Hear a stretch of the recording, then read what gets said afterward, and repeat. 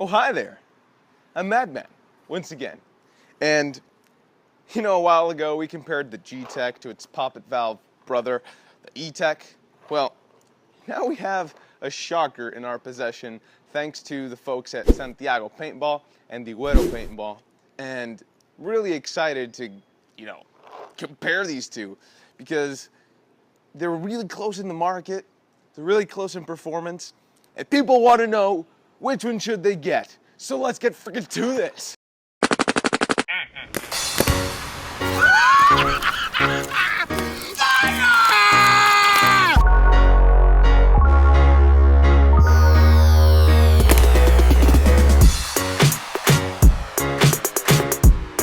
We're gonna do the internet's favorite thing.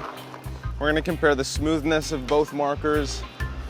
So on the left I have the shocker, on my right I have the Gtek, and we're gonna basically just analyze smoothness here, not kick.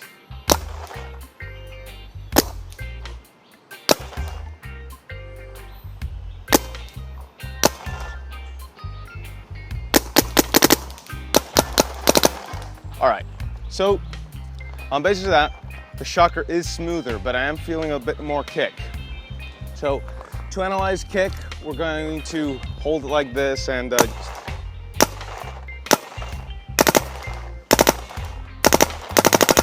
yep, that's a lot of barrel rise. So the shocker, maybe because it's lighter, has more kick as far as barrel rise, and yeah, that's more than what I've been regularly feeling on the Gtek.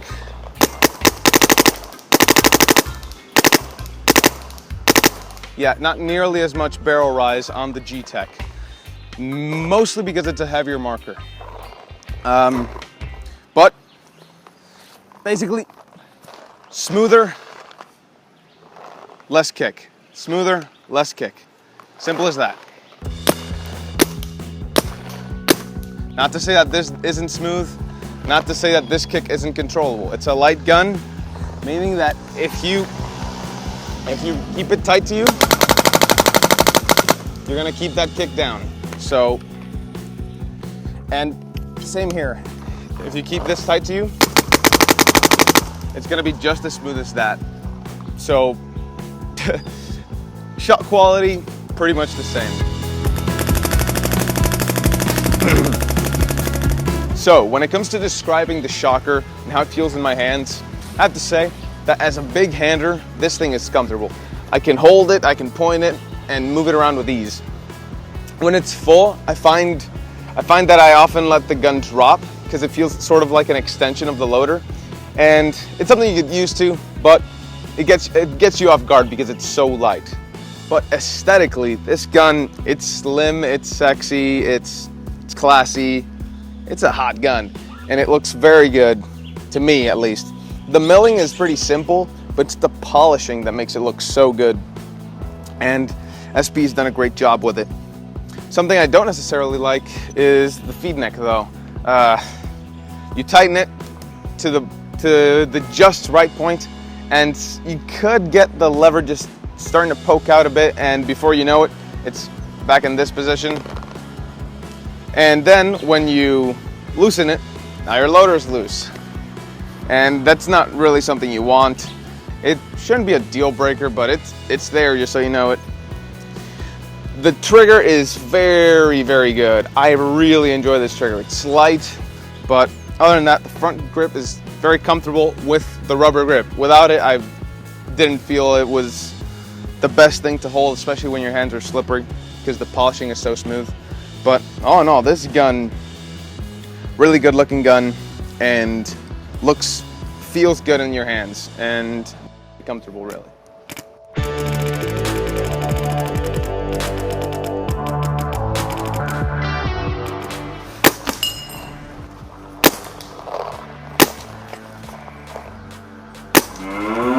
Oh, hi there. Forgot to tell you about the Gtek, didn't I? Well, needless to say, the Gtek is a really good feeling gun too. Now I have to say, it's not quite as elegant, although it is still a sexy marker, but it feels more like a tool in your hands. If you've ever held a firearm, this is sort of it. You've got the composite parts, the GRN, and the rubber grips feel very good. Despite that, some people will not like this gun because of the composite. But Eclipse has done something very good while treating composite in this gun. They have designed the trigger so that it does not rub with the composite. So if your problem is the trigger grinding with the frame, this doesn't grind. If your problem is composite in and of itself, you probably won't like it, but it feels very good, I'm telling you. Just try it or you're gonna be missing out. The gun points very well, it's very comfortable. My trigger I've upgraded. I put some ball bearings in there instead of the brass spacers. And I also tweaked it a little bit to keep the spring tension locked in. But all in all, both guns are very comfortable. This one has a bit more of a rubbery feel out of the box. And about the macro line, it does not get in the way. See? See? I mean, if you hold your gun like this, maybe, but it just doesn't get in the way. This swivel collar doesn't allow it to get in the way. Macro line, not a problem. In fact, I think it's an advantage in case you get some problems, which you probably won't. In here, you can gas your gun up without the frame. So keep that in mind.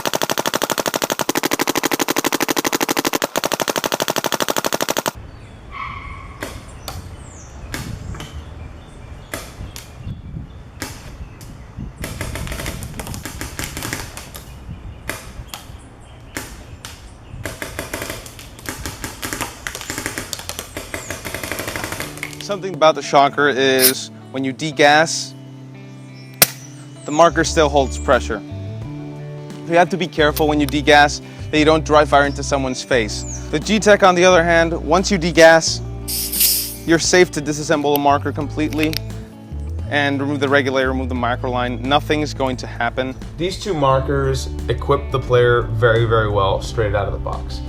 They both come with hard cases that will protect this investment. They come with quality barrels, tools, and extra parts. However, I think the Gtek sort of equips you a bit better because it comes with a full color manual as opposed to the Shocker's simple cheat sheet. The Shocker comes with an extensive cheat sheet, but it's a lot more simple than a manual. And the manual is a bit easier to follow. Also, the Gtek comes with ball-ended Allens. These are more expensive, they're softer on screws, and the Gtek also comes with a more extensive parts kit. The Shocker sort of counters this by using in all the parts that need O-rings for sealing, polyurethane O-rings. Polyurethane O-rings last a lot longer than the standard Bona O-rings that are found on most guns, and this includes the Gtek as well. The next thing you get are barrels, of course. These are both quality barrels, and to decide which one you really like most, you either have to know if you're a freak person or if you're not. The Shocker comes with a freak ready back, and for those of you that don't know, freak inserts are basically an inexpensive way to bore size basically. And you also get a lot of options with freak inserts. With standard barrel backs, you get less options and they're more expensive to replace, but the control bore is longer and the honing on the inside is more of a fine finish than what's found on the freak inserts. So it really is up to you. Do you want more options and a cheap way to change bore sizes, or do you want a higher quality hone, a longer control bore, but you have to pay more? Taking a look at the body and just admiring everything, the finish, the build, you can definitely tell that the Shocker is a more expensive marker. In fact, it looks like the folks at SP intentionally designed this marker to be more good looking than anything else. So you've got the hoseless design, the polished finish, and just a really clean look. You've also got these machined holes in here that are there to keep the weight of the marker down. They don't compromise the structural integrity of it, and they keep the weight of the marker extremely low, and that works very well. Something you may have also noticed is because of the hoseless design, the ASA knob can fall out, so be careful there. The Gtek, at this point, has a bit of an advantage. I don't want to call it an advantage, but if you're a careless person, you might actually like this. The detents on the shocker are these proprietary detents that SP designed for the shocker. So that can be a good thing or a bad thing. First, it's a good thing because these detents work very well. They're very well built. They are very gentle on paint. Although these do last longer, they are also more expensive. So as far as your costs go when replacing detents, you'll probably end up spending the same. The Gtek detents last a long time too, but the ones on the shocker just last way, way longer. When we take a look at the drivetrains, this is where the differences are sort of more noticeable between these two, and where the Gtek really starts to take ground when compared to the shocker. Upon close inspection with both of these, you can definitely tell that both companies had different goals and different approaches towards the design of these markers. With the Gtek, you can definitely see that this is a very similar mechanism that's found on the Geo, a high-end marker. You've got the dump valve design in the front that requires very little force to drive back and forth. There's hardly any friction here, just a light bit. So this bolt does not need any first shot drop-off protection whatsoever. The bolt, however, is slow, and it's soft on paint too.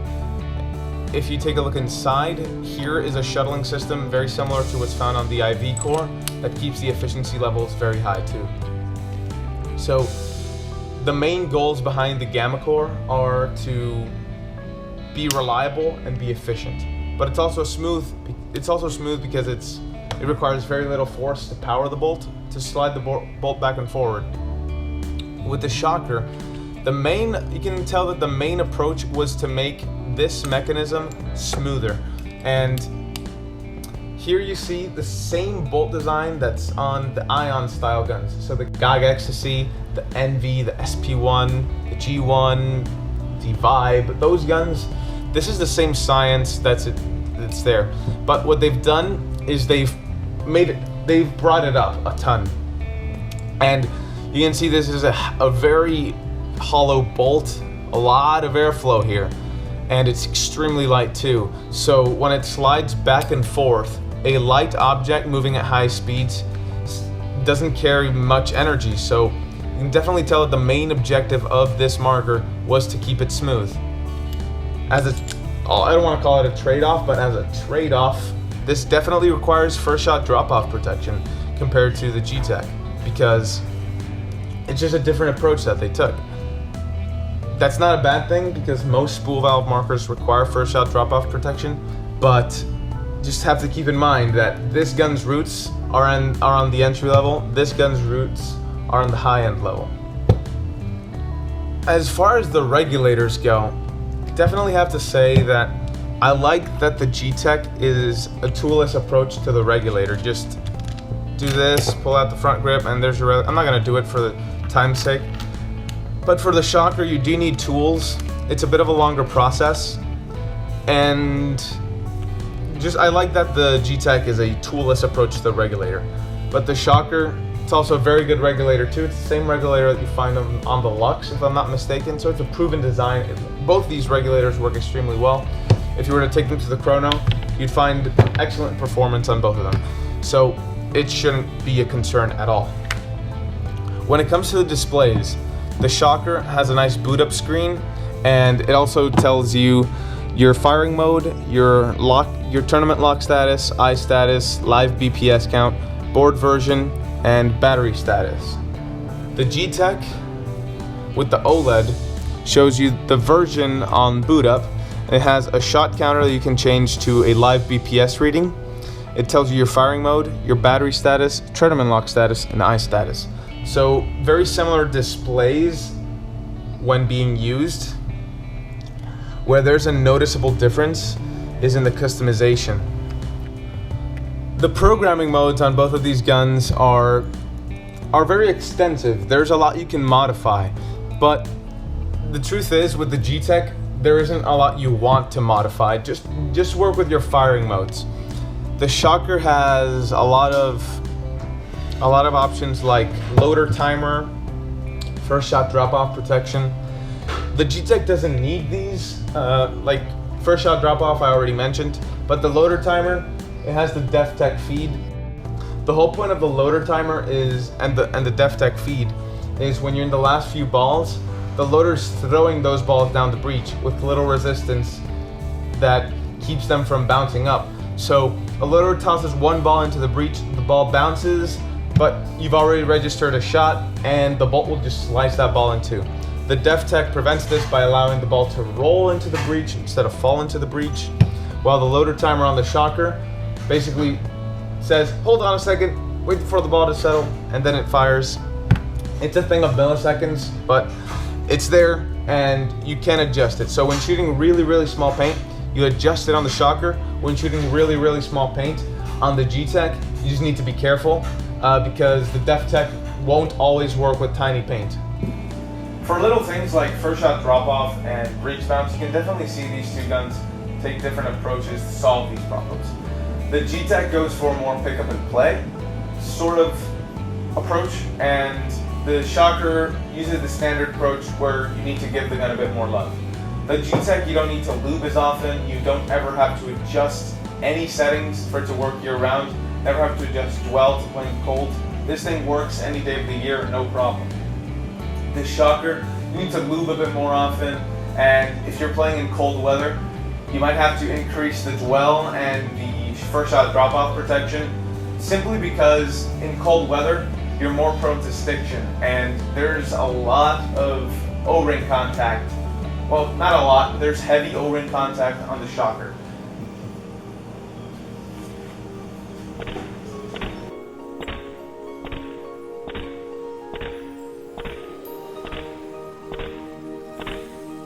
When it comes to categorizing where these two markers belong in the marker market, I have to say that they do categorize as mid-range markers, but hey, that's okay. They both point pretty freaking well. They both shoot pretty freaking good. They're both pretty freaking smooth. They're both pretty freaking manageable as far as kit goes. They're both pretty freaking comfortable. They both point pretty freaking well. They're both pretty soft on paint. Check this out. Check this out.